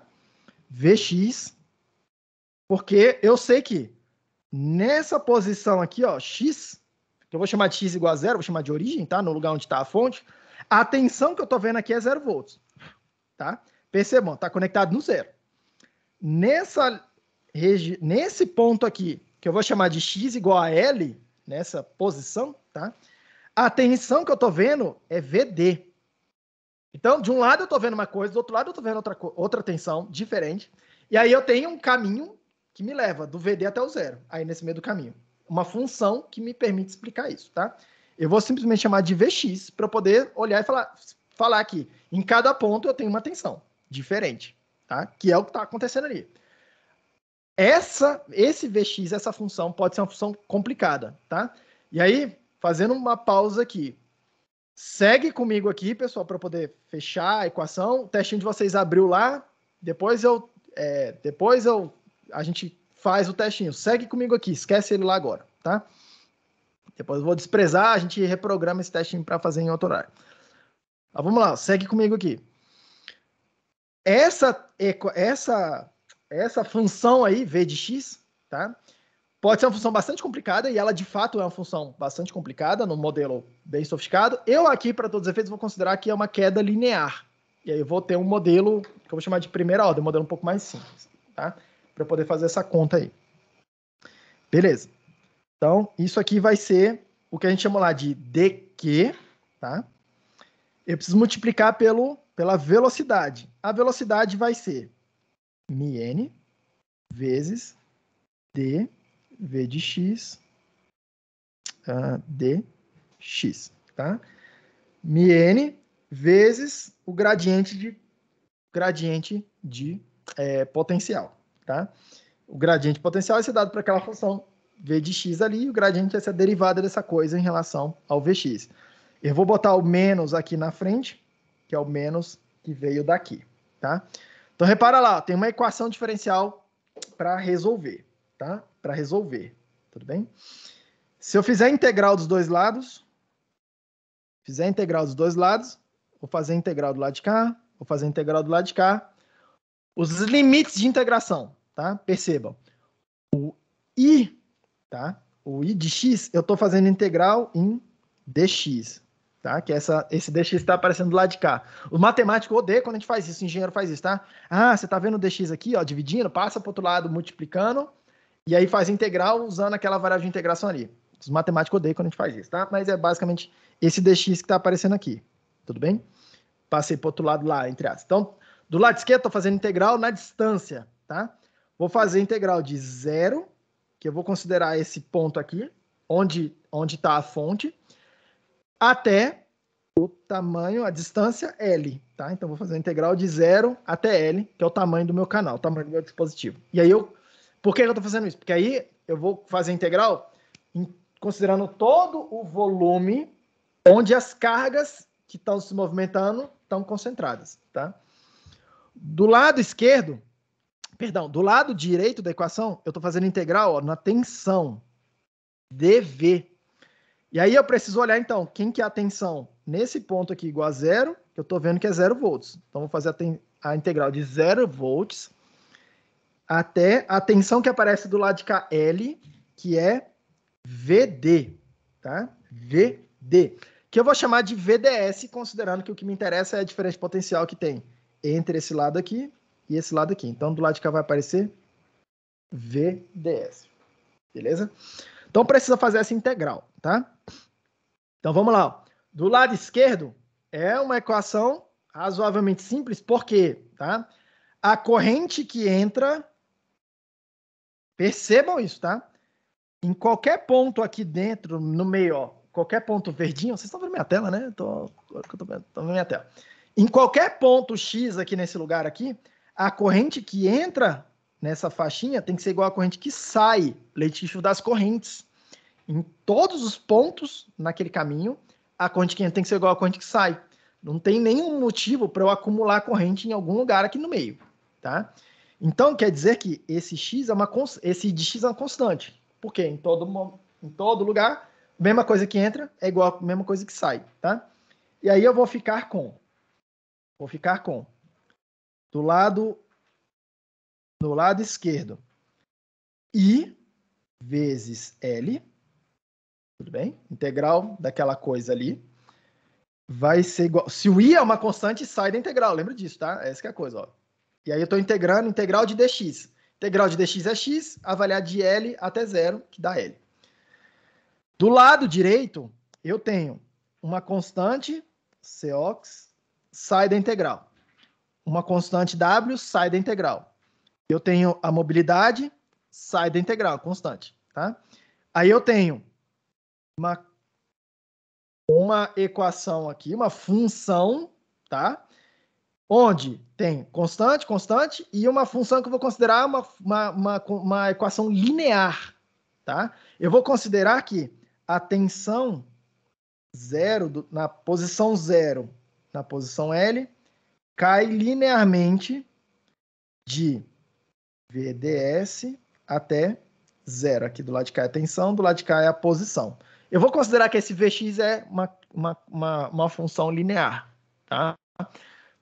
Pode ser outras coisas mais complicadas, e aí você pode dar origem a modelos um pouco mais precisos, e se faz isso. Mas vamos aqui, porque vocês vão ver que isso aqui vai ser suficiente para a gente compreender o que está acontecendo, tá?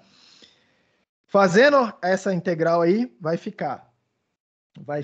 aparecer do lado direito, tá? μn vezes Cox vezes W, que saíram da integral, e aí eu tenho isso aqui. Aí eu tenho, percebam, tá? Uma constante, integral da constante é x, tá? A constante sai, estou integrando uma constante. A x avaliado de VDS até 0. Então, eu vou ficar com VGS menos VTH vezes VDS, VDS menos 0, menos, que está aparecendo do lado de cá, menos a integral desse pedaço aqui, Vx, tá? Como é uma equação linear, a integral dessa parada vai dar uma parábola, tá? Vai dar V quadrado, vai dar x ao quadrado sobre 2, tudo bem? X ao quadrado sobre 2, que quando você faz derivada dá x, que é a função que eu estou considerando. x ao quadrado sobre 2 avaliado de VDS até 0. E aí isso vai dar VDS ao quadrado sobre 2. Tudo bem? Eu vou passar esse L dividindo para o lado de lá, escrever desse jeito. E aí aqui eu tenho a corrente final que passa lá no dispositivo, tá? Esse é o primeiro modelo que a gente vai considerar nesse dispositivo aqui, ó. A corrente vai ser μN Cox W sobre L. E aí, alguns autores, tá? Vão Professor, chamar... Sim.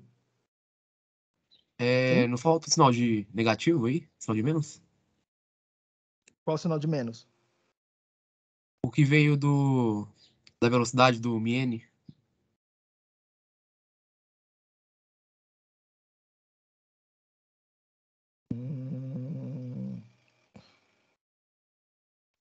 Ele tá ali em cima, professor, bem pertinho do sinal de integral de 0 a Eu tô vendo aqui, VDS. mas eu acho que eu tô vendo esse aqui que vocês estão falando, né? Mas eu acho que eu botei ele... Vamos só eliminar ele por enquanto aqui, depois eu confiro o que eu fiz de besteira aqui nas minhas contas, mas não é para ter esse menos aqui, tá? No meio do caminho. E aí eu ajusto aqui depois para vocês, botam um comentário lá no Teams, tá? É alguma coisa relativa a aquela história de as cargas, os elétrons estão indo para um lado, a corrente do convencional está indo na outra direção. Tudo bem? Não, peraí. É porque olha só, esse menos aqui apareceu desse menos, e o que vai aparecer aqui, não, é isso aqui mesmo. O gradiente para cá é positivo, o gradiente para cá é positivo, né? O aumento dx aumenta a tensão, o aumento o x aumenta a tensão, esse menos aqui não era para estar aqui. Aí depois eu vejo aqui onde é que apareceu esse menos errado aqui, tá? Porque a equação final é essa aqui mesmo. Mas vamos seguir aqui só para a gente fechar, e depois eu arrumo esse detalhe para vocês aí. Alguns autores vão chamar essa constante aqui, ó, μN Cox, de Kn, tá? Alguns autores vão chamar essa constante toda aqui de beta, tá? O livro do Hazabi, por exemplo, ele vai usar esse Kn e vai deixar exposto o WL, porque ele parte da pressuposto que você pode escolher o WL. E quando de fato a gente está projetando o transistor, a gente escolhe o WL, tá? A dimensão. Só que, por exemplo, o livro do Horowitz e o livro do Cedra, eles vão usar esse beta aí, tá? Porque eles partem do pressuposto que você, projetista, vai lá na gaveta e pega o transistor e o transistor já está pronto. Você não pode escolher a geometria dele. Já tem uma geometria pré-definida, tá? E aí ele considera que tudo isso aí vão ser uma constante. Mas, enfim, tá? Ou você controla ou não controla, só para poder ver, mostrar para vocês meio que como é que aparecem aí, eventualmente nos datasheets, tá? E aí reparem que a gente tem uma equação quadrática controlando essa coisa. Deixa eu limpar aqui o resultado final, tá? A corrente D vai ser μN Cox W sobre L VGS menos VTH vezes o VDS menos VDS ao quadrado sobre 2. E aí eu vou encerrar a aula aqui mostrando dando um nome, definindo um nome, tá? Que vocês vão ver bastante em vários livros também, e mostrando um efeito esquisito dessa equação, tá? Olha só o negócio. Essa tensão aqui é bastante comum a gente chamar de tensão de overdrive. Deixa eu ver só. Overdrive voltage, ou tensão de overdrive, tá? O quanto de tensão de controle, lembra que o VGS é a tensão de controle, quanto que a tensão de controle supera a tensão mínima que eu preciso para ligar o dispositivo, tá? Tensão de controle, overdrive, tá? Tensão de overdrive. E aí eu gostaria que vocês percebessem que isso aqui, ó, é uma parábola com cavidade negativa e ela passa pelo zero, passa na origem, quando eu uso o gráfico, quando eu faço o gráfico do VDS, tá? E aí o gráfico fica assim, ó. Eu tenho aqui VDS por ID, que é, tá? Para todos os efeitos. Essa tensão aqui, que eu estou chamando de VDS, essa corrente aqui é o que eu estou chamando de ID. Repare que são tensão e corrente nos mesmos pares de terminais. Tudo bem? Ao passo que aqui eu vou ter alguma outra análise que se refere a tensão VGS comparada com a corrente ID. Tensão e corrente em pares de terminais distintos, pares de terminais diferentes, tá? Então eu vou ter duas análises aqui meio que o tempo todo acontecendo, tá? E por que vai acontecer isso? Repare que eu tenho VGS e VDS. O ID é uma função de duas variáveis, tá? Uma função de duas variáveis, tá? É o que vocês viram em cálculo 3. Aí, em algum momento aí na UNB. Obviamente, a gente não vai ficar fazendo aquela tralharada complicada de cálculo 3, tá? A gente vai simplificar muita coisa aqui. Mas é uma função de duas variáveis, a ferramental básica, que vocês viram lá em cálculo 3, tá? Mas vamos seguindo aqui. Vocês vão sacar o paranoia. Quando eu olho aqui, ó, VDS e D, mesmos pares de terminais, parábola com cavidade para baixo, passando pela origem, é alguma coisa assim, ó. Parecida com isso, tá? Opa. É alguma coisa parecida com isso aqui, tá? E aí eu quero que vocês percebam duas coisas.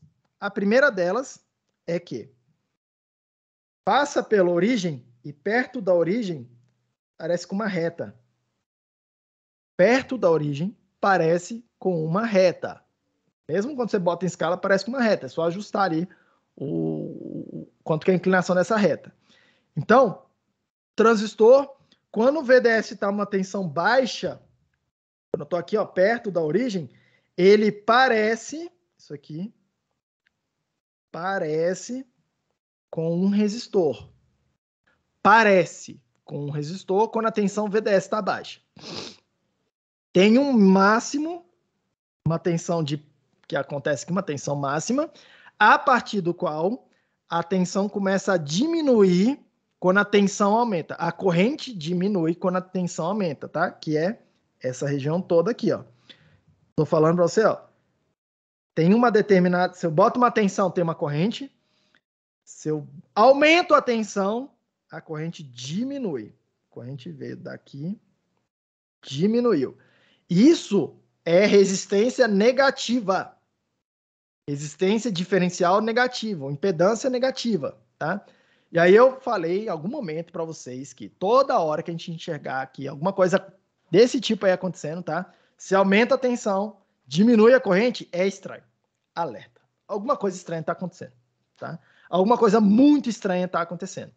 E aqui, no caso, a equação que a gente acabou de derivar, ela está errada, literalmente errada, para todas as tensões VDS acima de uma tensão máxima aqui, tá? Que eu vou chamar de VSAT. Tá? Que eu vou chamar de VSAT. Tem uma tensão a partir do qual essa equação não funciona. Essa integral que eu calculei está errada, tá? E aí eu vou mostrar para vocês na aula que vem por que essa coisa está errada. E como é que a gente faz para consertar, né? Qual é a equação certa, tudo bem? Então percebam que essa equação aqui, tá? Essa equação aqui parece com um resistor quando a tensão VDS está baixa. E a gente vai chamar essa região de operação aqui de... essa condição de operação de triodo, ou região de triodo, ou região linear. Vocês vão ver esses nomes todos, tá? Região de triodo, região linear. E tem uma outra região que está estranha, tá? Tá esquisita, que na aula que vem eu vou mostrar para vocês por que a conta que a gente fez está errada quando essa tensão VDS fica acima dessa tensão VSAT, tá? Guarda para lá porque eu preciso de uns 20 minutos para falar sobre isso. Tudo bem? Mas esse é o resumo de como é que funciona o transistor, tá? Eu tenho uma tensão de controle, e aí deixa eu definir logo o símbolo de circuito para a gente encerrar a aula aqui. Eu vou definir um símbolo de circuito para esse cara aqui, tá? Tem aqui, ó, PNN, tem o meu gate, blá, blá, blá. Aqui eu chamei de bulk, né? Aqui eu tô chamando de fonte, aqui eu tô chamando de dreno, aqui eu tô chamando de porta. Para não precisar estar dizendo isso toda hora, tá? Para ter um símbolozinho de circuito fechadinho, a gente vai usar esse símbolo que é assim, ó. Cadê ele aqui, ó? Eu vou usar dois símbolos, tá? com vocês. Assim, vocês vão ver 2 símbolos, majoritariamente, tá? O primeiro deles é assim. Porta isolada. E aí, o primeiro símbolo que vocês vão ver é um símbolo que tem 4 terminais, tá? Esse aqui é o dreno, esse aqui é a fonte, esse aqui é a porta, esse aqui é o bulk. Percebam, tá? Setinha saindo na direção do substrato. Setinha saindo na direção do substrato, que é esse transistor que a gente vai chamar de NMOS. Por que N?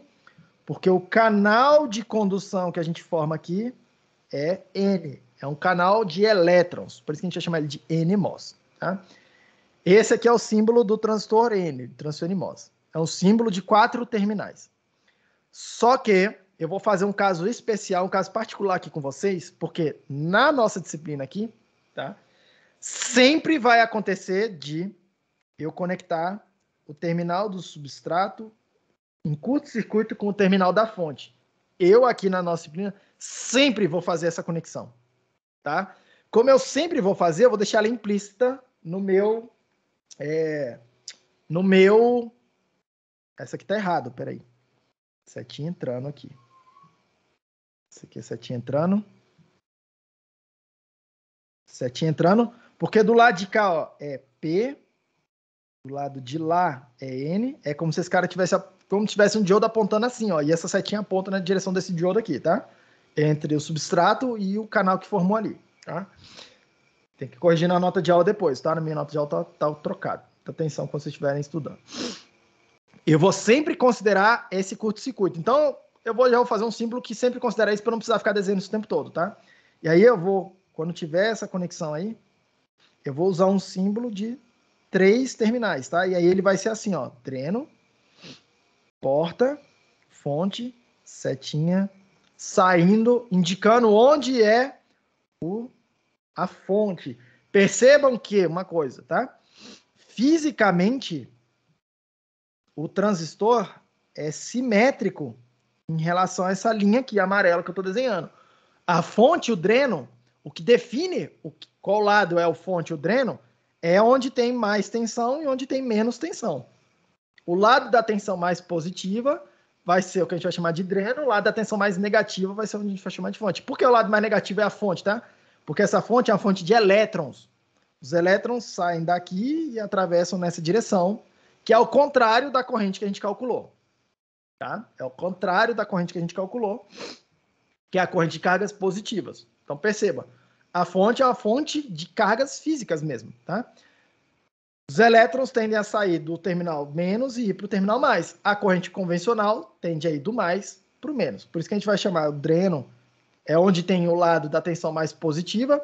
Por isso que normalmente a gente desenha para cima, porque nos diagramas a gente tenta desenhar sempre as tensões mais altas, mais em cima, as tensões mais baixas, na parte mais de baixo do desenho, tá?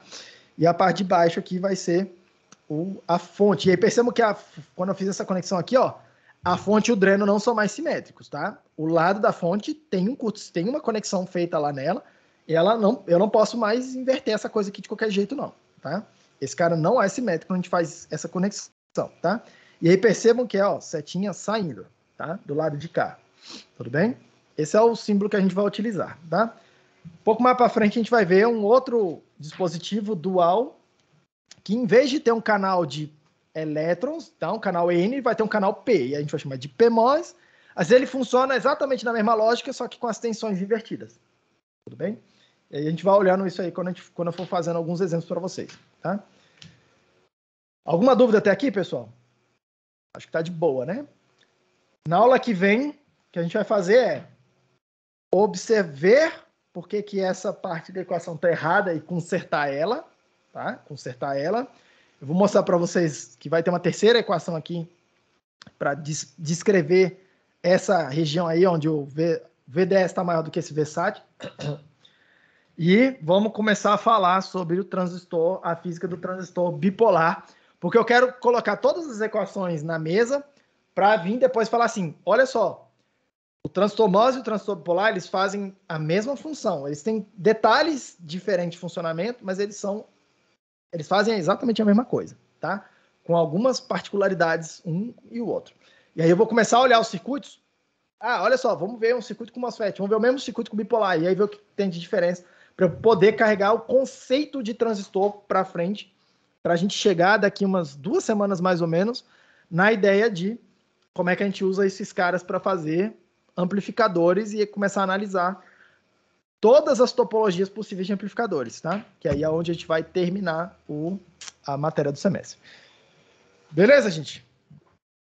O testinho de vocês, despreza ele, não precisa se preocupar com ele. Na aula que vem a gente faz o testinho dessa aula aqui, tá?